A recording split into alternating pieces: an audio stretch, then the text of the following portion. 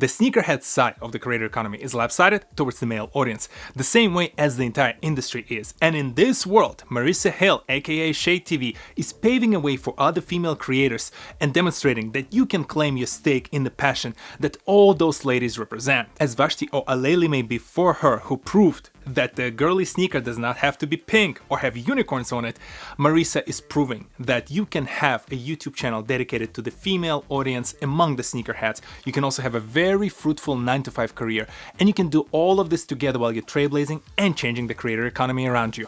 Welcome to the TohirT channel. My name is TohirT, and let's do this. I first came across ShadeTV in my pursuit to figure out what is the best way to suit my sneakers, and I happen to be in a 9-to-5 where tracksuits unfortunately are not an option, and Marissa's channel caught my attention with how well she discussed the sneakers, how well she discussed all the materials, and the perfect lookbooks that she would create for every sneaker she reviewed. The two last points were at the inception of her channel. I was basically, in a bunch of sneaker chats, and I would always ask questions, and it was all guys and just me in the sneaker chat, by the way. I was the only girl. But I, wanted kind of styling advice here and there, and I wasn't really getting it from them. So I would go and I would search on YouTube to see if I could really find anything. And there just wasn't anyone that I felt like I could really relate to stylistically, the way that I would actually pair my sneakers, with different looks. And so it just process in my mind, what if I actually, start a YouTube channel? The issue I referred to in the intro of this video is real. There's roughly half of the population are females. Then you take that and probably prorate it equally among the sneakerheads. And if you look at the sneakerhead community within the creator environment, predominantly those are guys making videos about the sneakers, talking about the fashion choices for the guys when it comes to the sneakers. And there are not that many lady creators. And for her to go and enter this space confidently, start creating her own personal brand, and to do it as a woman of color, this is a big challenge. I've mentioned in this video over here about Michelle Cared, where as a creator of color, as a woman creator of color, it's so much tougher for you to break through. You're not only combating those dogmas and stereotypes, you also have to fight for the attention of your audience. And for Marissa, looking back about 2 years ago when she just started her channel, to now amassing over 30,000 subscribers on her YouTube channel, having equal amount of subscribers on her other platforms, being very popular among major designers who are open to talk to her about their future collections. This is a major accomplishment for someone who's so new to the creator economy. And to see all of that slowly evolving in front of us, even behind in the form of her set, was truly inspiring. Only buy my shoes for retail. I definitely have a lot of assistance with my family and my friends helping me, but definitely only purchasing my shoes for retail. If I have to pay resale, then I just kind of pass on. After watching enough of videos on Marissa's channel, you learn a ton on how to better style some of these shoes. And you also notice that this woman looks pretty good on camera and on photo. No, she is killing it.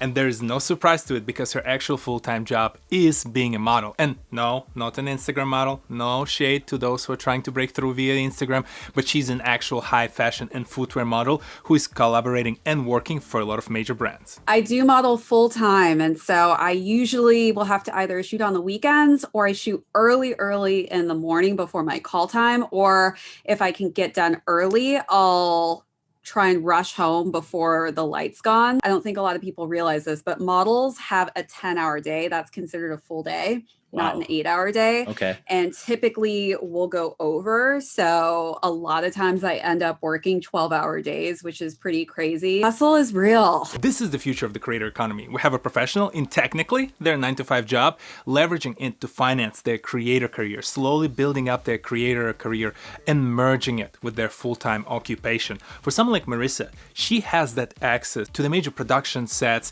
in high fashion, so she can learn how to stylize the lookbooks, how to set up that entire set, how to think through a sequence of shots that you need to make. So she took all of that learning and all of the financial backing that she gathered from her occupation and she plowed it back to her channel, which then explains to you that rapid succession in her growth, both in terms of the quantity but also in terms of the quality of her content. It clearly works because even as a guy, I find her lookbooks super inspiring and it helps me think through my outfits because trust me, I'm no fashion icon. The amount of times my sister would turn me away from the exit door to make sure I go back to my room and change because, and I quote, "I will not be seen in public with you dressed like this."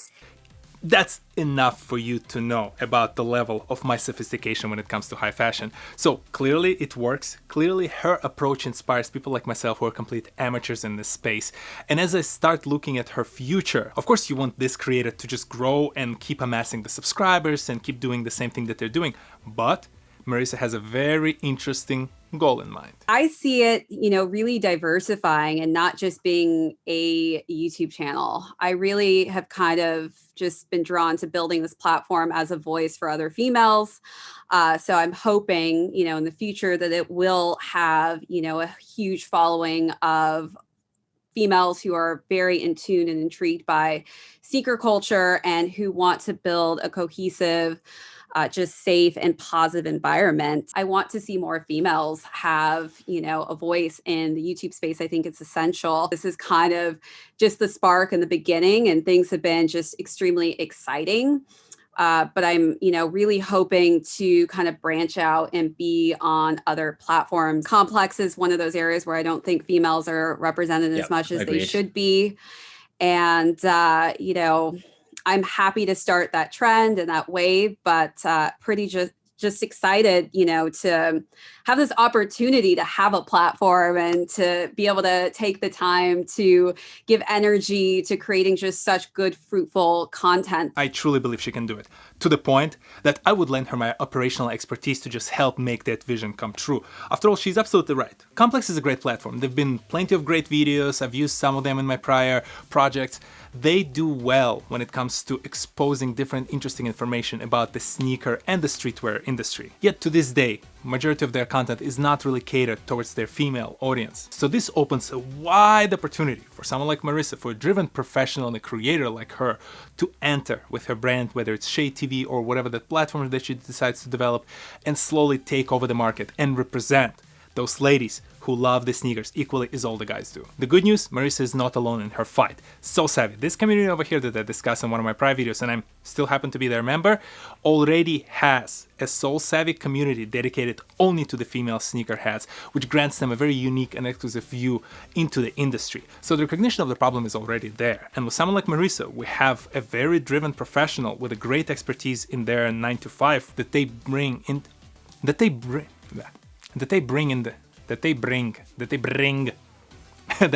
into the creator economy, now allows the creator economy to flourish and grow.